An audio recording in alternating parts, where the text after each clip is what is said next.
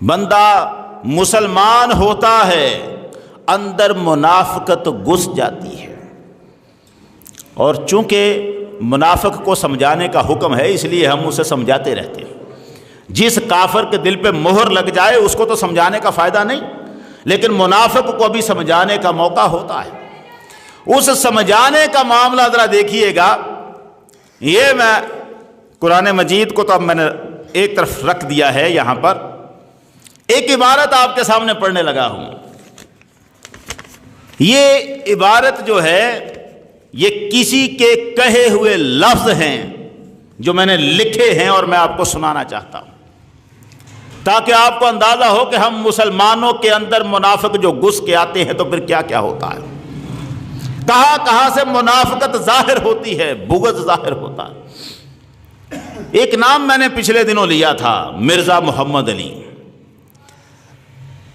یہ انجینئر محمد علی مرزا، جس کو میں نے پہلے بھی کہا تھا یہ انبیاء کا تو اللہ جانے کے بعد میں ان تک بھی یہ پہنچ جائے، صحابہ کرام اور اولیاء کرام کا گستاخ ہے۔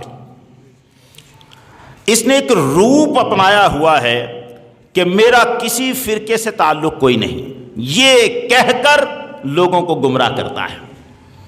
شیعوں کی ہمدردیاں حاصل کرنے کے لیے کچھ باتیں ان جیسی کر لیتا ہے، دیوبندیوں کی ہمدردیاں حاصل کرنے کے لیے کچھ باتیں ان جیسی کر لیتا ہے، اہل حدیثوں کی ہمدردیاں حاصل کرنے کے لیے کچھ باتیں ان جیسی کر لیتا ہے، اور کہتا سب کو غلط ہے، اور کہتا یہ ہے کہ میں ہی صرف جو دین دے رہا ہوں خالص دین یہی ہے۔ اب یہ خالص دین جو دے رہا ہے اور کس طرح سے یہ خیانت کرتا ہے، یہ ہمارا سادہ بندہ نہیں سمجھ سکتا۔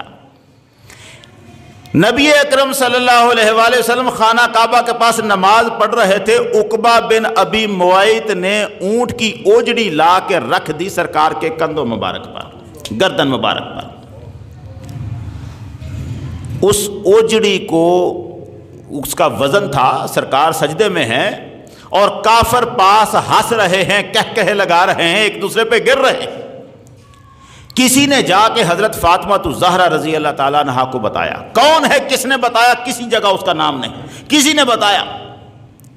اللہ جانے وہ بتانے والا مسلمان تھا یا ان میں سے تھا، مگر بعض کافر بھی ایسے ہوتے ہیں جن کو بعض باتیں اچھی نہیں لگتی۔ کسی نے جا کے سیدہ فاطمہ کو بتایا کہ یوں ہوا ہے۔ سیدہ فاطمہ دوڑتی ہوئی آئی، چھوٹی تھیں اس وقت، دوڑتی ہوئی آئیں اور دکا سرکار کی اس جو اوپر گردن مبارک پہ اوجڑی رکھی ہوئی تھی اسے دکا دے کے اتارا، اوجڑی کو اتارا۔ نبی کریم صلی اللہ علیہ وسلم اٹھے۔ اب یہ واقعہ ہوا، اس واقعے میں کہیں پر بھی ابو بکر صدیق موجود نہیں تھے ہی نہیں، لیکن مرزا محمد علی کو جو اندر بل پڑتے تھے، اصل میں مخالفت تو نیچے کر رہا تھا اولیاء کی، لیکن رب کا قانون یہ ہے جو ولیوں کا گستاخ ہوتا ہے نا، رب پھر اسے اپنے نیک صحابہ کا گستاخ بنا دیتا ہے، وہاں تک رسی ڈھیلی کر دیتا ہے۔ یہ جملہ اس کا ہے، سارے لفظ اس کے ہیں، اس لیے میں لکھے ہوئے میں سناتا ہوں اور آپ نے یہ سننے ہیں، پھر ہم بات کرتے ہیں اس پر۔ عقبہ بن ابی معیط نے لا کے ایک اوجڑی اونٹ کی، اتنی باری اوجڑی نبی علیہ السلام کے مبارک گردن پر رکھ دی جب سجدے کی حالت میں تھے۔ یہ اس کے لفظ ہیں کہے ہوئے، یوٹیوب پہ آپ کو سب مل سکتے ہیں، میرے پاس بھی ہیں، کسی نے دیکھ رہے ہو تو میں بعد میں دکھا بھی سکتا ہوں۔ اوجڑی نبی علیہ السلام کے مبارک گردن پر رکھ دی جب سجدے کی حالت میں تھے، آپ سے اٹھنے نہیں ہو رہا، اتنا وزنی، یعنی اوجڑی کا تو وزن ہے، اٹھنے نہیں ہو رہا۔ عبداللہ بن مسعود کیا صحابی نہیں تھے یار؟ اب یہ لفظ ہیں اس کے، اگلے لفظ آپ نے سننے ہیں۔ عبداللہ بن مسعود کیا صحابی نہیں تھے یار؟ باقی صحابہ حضرت ابو بکر وہاں موجود نہیں تھے؟ لہجے کے اندر ایک چبن رکھتا ہے، اور صحابہ کو لفظ سنیں، عبداللہ بن مسعود کیا صحابی نہیں تھے یار؟ باقی صحابہ حضرت ابو بکر وہاں موجود نہیں تھے؟ کسی کی جرت نہیں ہوئی کہ جا کر وہ اوجڑی ہٹائے، کسی کی جرت نہیں ہوئی کہ جا کر وہ اوجڑی ہٹائے۔ صحابہ نے جا کر حضرت فاطمہ کو کہا کہ یہ اوجڑی ہٹائیں، کیونکہ سب کو یہ پتا تھا کہ پھینٹی لگ جائے گی وہاں پہ۔ ابو بکر صدیق آگے نہیں بڑھے کیونکہ پھینٹی کا ڈر تھا، عبداللہ بن مسعود آگے نہیں بڑھے کیونکہ پھینٹی کا ڈر تھا۔ کافروں کی پھینٹی کا ڈر تھا، اس لیے ابو بکر صدیق نہیں بڑھے، صحابہ آگے نہیں بڑھے، اور صحابہ نے جا کے سیدہ فاطمہ کو بتایا کہ آپ کے بابا کی گردن پہ اوجڑی ہے، آؤ اور آ کے ہٹاؤ، اور سیدہ فاطمہ نے آ کے وہ اوجڑی ہٹائی۔ یہ کیا فرمانا چاہتے ہیں جناب؟ ابو بکر صدیق رضی اللہ تعالیٰ عنہ کو بزدل ثابت کرنا چاہتے ہیں؟ کیا یہ ثابت کرنا چاہتے ہیں کہ پھینٹی کے ڈر سے ابو بکر محمد کے گردن سے اوجڑی ہٹانے آگے نہیں بڑھا؟ کون سا ڈر ہے ابو بکر صدیق کو؟ ابو بکر صدیق کو کیا ثابت کرنا چاہتے ہو؟ اور تمہیں پتہ نہیں ہجرت کے سفر میں جب غار ثور کی طرف جا رہے تھے تو ابو بکر صدیق کبھی حضور کے آگے چلنے لگ پڑتے تھے، کبھی پیچھے چلنے لگ پڑتے تھے۔ آقا نے کب پوچھا تھا یا ابا بکر ما لکا تمشی ساعتن بین یدیا و ساعتن خلفی، ابو بکر کیا مسئلہ ہے؟ کبھی تو میرے آگے چلنے لگ پڑتا ہے، کبھی تو میرے پیچھے چلنے لگ پڑتا ہے۔ ابو بکر صدیق نے عرض کیا تھا یا رسول اللہ اذکر طلب فامشی خلفک واذکر رصد فامشی بین یدیک، آقا مجھے ذہن میں آتا ہے کہیں پیچھا کرنے والے پہنچ نہ جائیں تو میں پیچھے آ جاتا ہوں کہ پہلے مجھے پکڑیں پھر آپ تک پہنچے۔ پھر جب پیچھے چلتا ہوں تو خیال آتا ہے کوئی آگے گھات لگا کے نہ بیٹھا ہو، آگے سے حملہ نہ کر دے آقا، اس لیے آگے آ جاتا ہوں، آپ پر حملہ نہ ہو، پہلے مجھ پر حملہ ہو جائے۔ دلائل النبوت جلد نمبر 2 صفحہ نمبر 476 پر یہ روایت ہے جو میں نے پڑھ کے سنائی ہے۔ اس ابو بکر صدیق کو آپ نے بزدل قرار دے دیا۔ یہ بزدل ہے ابو بکر کے پھینٹی لگنے کے ڈر سے آگے نہیں بڑھے، اور جس کی بہادری کی گواہیاں کوفے کے ممبر پر مولا علی دیتے رہے ہیں۔ کیا فرمایا مولا علی نے؟ کوفے کے ممبر پر کھڑے ہو گئے، ایھا الناس اخبرونی باشجع الناس، اے لوگو مجھے بتاؤ سارے لوگوں سے زیادہ بہادر کون ہے؟ خطبہ دے رہے ہیں ممبر پر کھڑے ہو کے مولا علی، مسند بزار حدیث نمبر 761۔ مولا علی نے فرمایا لوگو مجھے بتاؤ سب سے زیادہ بہادر کون ہے؟ لوگوں نے کہا امیر المومنین آپ ہیں، سب سے زیادہ بہادر آپ ہیں۔ مولا علی نے فرمایا امائنی، جہاں تک میرا معاملہ ہے تو سن لو، ما بارزت احدا الا انتصفت منہ، جس کسی نے مجھے للکارا ہے تو میں نے پھر اس کے ساتھ انصاف کیا، حساب چکا دیا جس نے مجھے للکارا۔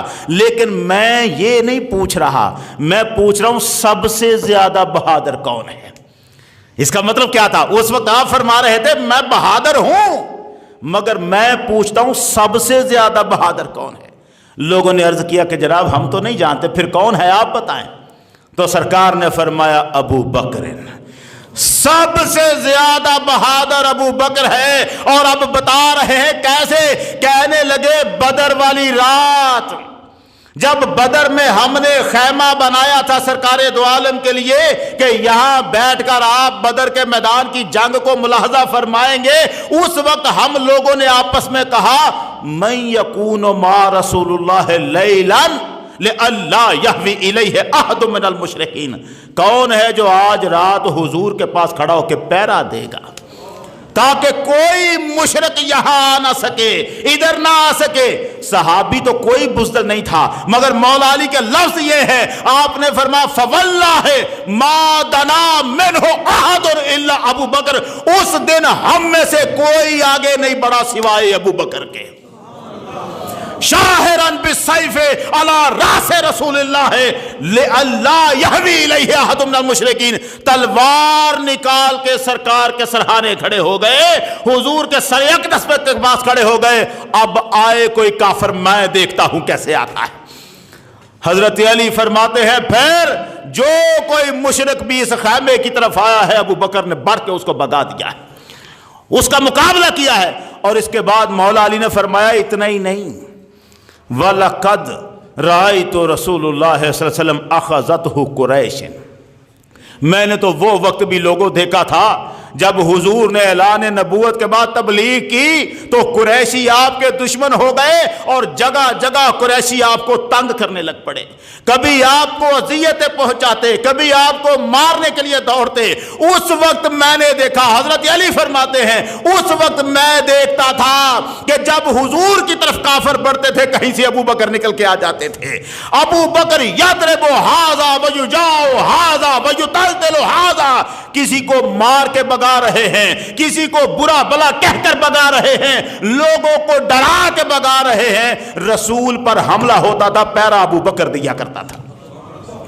اتنا کہنے کے بعد ابو بکر صدیق کا وہ منظر مولا علی کی نظروں میں آ گیا، ذہن میں وہ تصور آ گیا جب سرکار دو عالم کو لوگ پتھر مارا کرتے تھے، جب حضور کو اذیت دینے کے لیے آیا کرتے تھے اور ابو بکر بچانے کے لیے آگے بڑھا کرتے تھے، وہ تصور ذہن میں آیا۔